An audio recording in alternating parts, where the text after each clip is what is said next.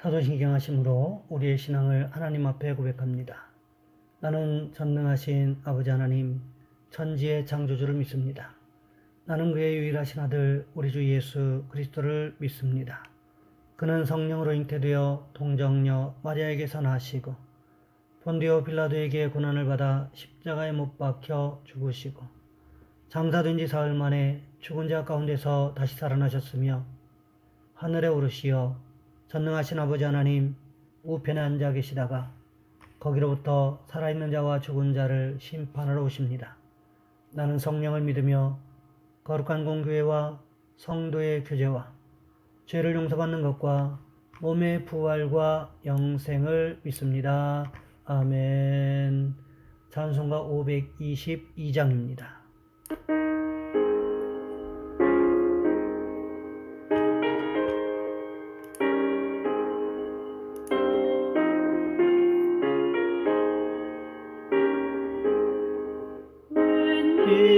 웬일인가 내 영제여 주님 믿다가 죄값으로 지옥 경벌 너도 받겠구나. 웬일인가 내 형제여 마귀만 따르다 저 마귀 지옥 갈 때에 너도 가겠구나.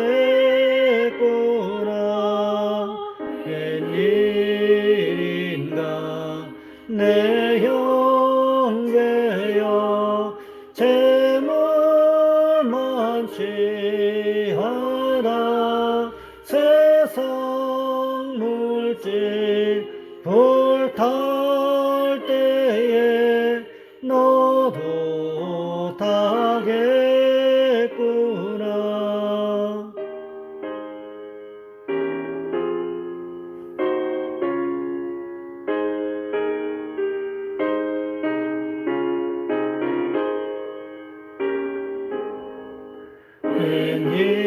웬일인가 내 형제여 죄악에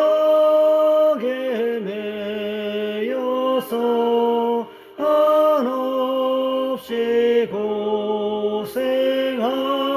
고생하는 것 참 못 보겠구나.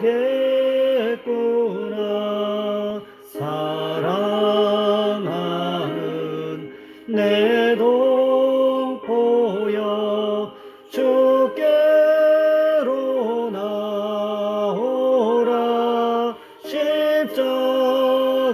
십자가에 못 박힌 주 너를 사랑하네.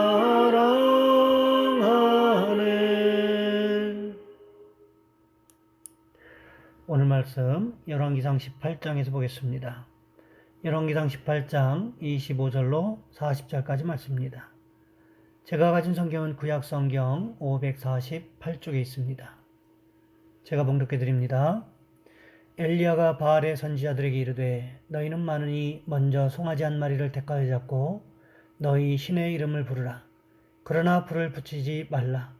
그들이 받은 송아지를 가져다가 잡고 아침부터 낮까지 바알의 이름을 불러 이르되 바알이여 우리에게 응답하소서 하나 아무 소리도 없고 아무 응답하는 자도 없으므로 그들이 그 쌓은 제단 주위에서 뛰놀더라.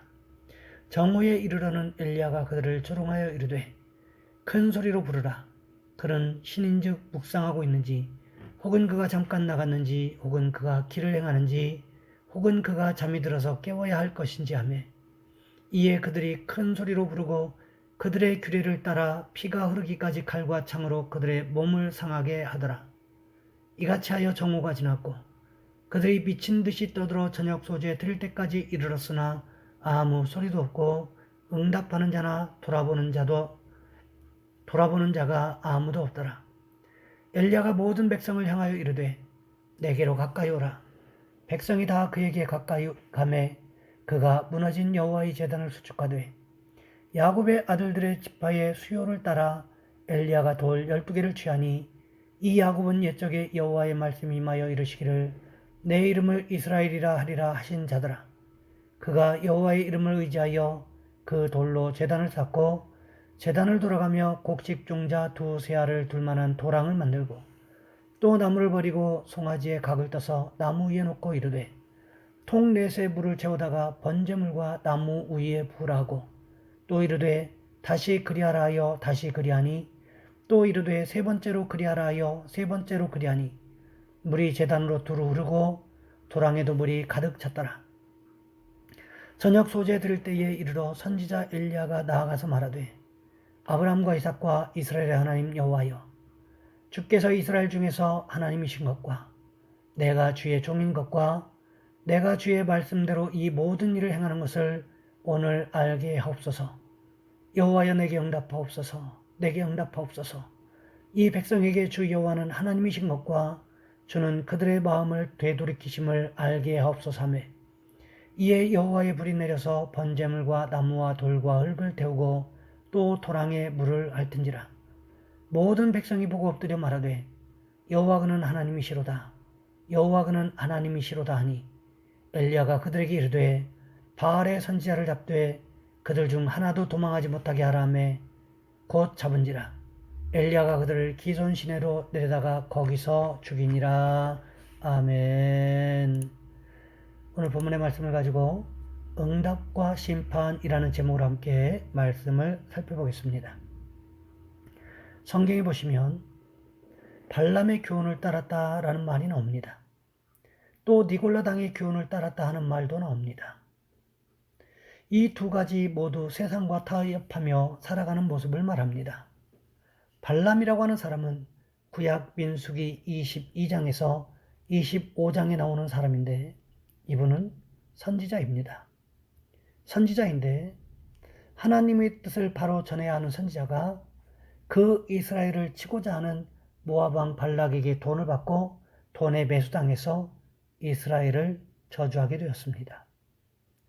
그런데 성령께서 입술을 잡으셔서 저주하려고 기도하면 축복이 나오고 저주하려고 기도하면 축복이 나오고 저주하려고 하면 또다시 축복이 나오고 세 번 다 저주 기도했는데 축복 기도가 나왔어요. 그런데 이미 돈은 받았잖아요. 돈은 받았으니까 제가 아무리 기도해도 축복밖에 안 나오니까 제가 저 사람들을 무너지게 하는 방법을 알고 있습니다. 제 말을 들으세요.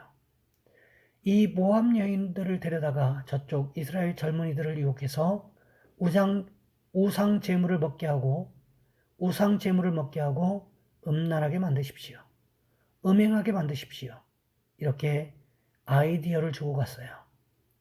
그래서 그 말을 듣고 모압 왕 발락이 여자들을 통해서 이스라엘 청년들을 유혹해서 우상 제물을 먹게 하고 또 거기서 잘못된 관계를 하게 했어요. 그래서 하나님이 심판하셔서 성경책에 보면요. 24,000명이 죽음을 당했습니다. 하나님은 죄에 대해서 엄히 벌하시는 하나님이십니다. 또 디모데전서 6장 10절에 돈을 사랑함이 일만하게 뿌리가 되나니 이것을 탐내는 자들은 미혹을 받아 믿음에서 떠나 많은 근심으로써 자기를 찔렀도다. 이렇게 말씀하고 있습니다. 물질을 따라가다가 양심을 팔아먹고 죄짓고 불의하게 되었다는 것을 말씀하고 있습니다. 우리가 믿음이 자라면서 이러한 세상 유혹을 잘 이겨내야 됩니다. 세상 유혹에 빠지면 안 된다는 거지요. 니골라 당의 교인도 마찬가지입니다. 당시 잘못된 사상을 받아서 예수님 믿으면 영혼은 구원받지만 육신은 이 땅에 내버림을 받는 것이기 때문에 마음대로 살아도 괜찮다. 마음대로 살아도 괜찮다. 그러니까 한 다리는 교회에 한 다리는 세상에 놓고 주일날 예배 드릴 때는 거룩 세상에 나가서는 내 마음대로 살았어요. 왜요? 어차피 육신은 구원 못 받는 건데 뭐 영혼만 구원받는 건데 뭐 그래서 적당히 죄와 타협하면서 살았습니다. 그래서 죄와 세상의 물질과 타협하고 삶으로 말미암아 하나님께로부터 멀어지고 타락하게 되었습니다. 그래서 결국 심판을 자초하게 되고 말았다는 거지요. 오늘 본문에 보시면 이렇게 심판당하는 모습을 기록하고 있습니다. 오늘 본문에 보시면 엘리야와 바알과 아세라 선지자 850명과 또 수많은 사람들이 지켜보는 가운데 능력 대결이 펼쳐졌습니다. 엘리야가 제안했던 대로 제단을 쌓고 제단 위에 나무를 올려놓고 그리고 그 위에 제물을 올려놓았습니다. 그리고는 불로 응답하는 신이 진짜 하나님이라는 것을 서로 인정하기로 했다는 거지요. 엘리야가 숫자가 많은 바알 선지자들에게 먼저 하라고 했습니다. 아침 일찍부터 점심때까지 열심히 응답해달라고 소리질렀지만 아무 응답이 없었습니다. 오후에도 여전히 마찬가지로 응답이 없었습니다. 저녁때가 다 되었어도 여전히 마찬가지였습니다. 그때 엘리야가 무너진 이스라엘의 제단을 수축하기 시작합니다. 제물을 잡아서 나무를 버려놓고 그 위에 올려놓았습니다. 그리고는 기손 시냇가에 내려가서 물을 4통을 붓게 했습니다. 그리고 3번, 그러니까 총 12통을 부었습니다. 사람들이 무슨 생각을 했을까요? 말한 장작이면 몰라도 저렇게 물을 흠뻑 끼얹어 놓았으니 어떻게 불이 붙겠나. 설령 바알이든 여호와든 어떤 신이 응답하든지 불이 붙겠나. 이런 생각이 들지 않았겠습니까? 엘리야가 나가서 하나님 앞에 기도하기 시작합니다. 오늘 본문 36절과 37절 말씀해 보시면 이렇게 기도하고 있습니다. 저녁 소재 드릴 때에 이르러 선지자 엘리야가 나아가서 말하되 아브라함과 이삭과 이스라엘의 하나님 여호와여, 주께서 이스라엘 중에서 하나님이신 것과 내가 주의 종인 것과 내가 주의 말씀대로 이 모든 일을 행하는 것을 오늘 알게 하옵소서. 여호와여, 내게 응답하옵소서. 내게 응답하옵소서. 이 백성에게 주 여호와는 하나님이신 것과 주는 그들의 마음을 되돌이키심을 알게 하옵소서 하며 엘리야가 하나님 앞에 나아가서 기도하기 시작합니다. 결론은 무엇이었습니까? 하나님께서 엘리야의 기도에 응답하셔서 이 백성들이 여호와만이 하나님이심을 믿을 수 있게 해달라는 것이었습니다. 그러자 갑자기 어떤 현상이 일어났습니까? 오늘 본문 38절 말씀해 보시면 이렇게 기록하고 있습니다. 이에 여호와의 불이 내려서 번제물과 나무와 돌과 흙을 태우고 또 도랑의 물을 앓든지라. 마치 캠프파이어 할 때 옥상에서 철사줄을 타고 불 붙인 솜덩어리가 내려오는 것처럼 갑자기 하늘에서 불덩어리가 떨어지더니 어떻게 되었습니까? 물에 흠뻑 적셔서 누구도 응답하기 힘들겠다고, 누구도 태우기 힘들겠다고 생각했던 그 재물들을 홀라당 태워버렸습니다. 재물뿐만이 아니었습니다. 무엇이 탔습니까? 나무와 돌과 흙을 모두 태워버렸고 물은 다 증발되고 없어져 버렸다는 거지요. 하늘에서 불이 내리는 순간 이스라엘 백성들이 어떤 반응을 보였습니까? 오늘 보면 39절 말씀해 보시면 이렇게 기록하고 있습니다. 모든 백성이 보고 엎드려 말하되 여호와 그는 하나님이시로다. 여호와 그는 하나님이시로다 하니, 이것이 하나님께서 응답하시기 전에 이스라엘 백성들의 반응하고 아주 상반되지 않습니까?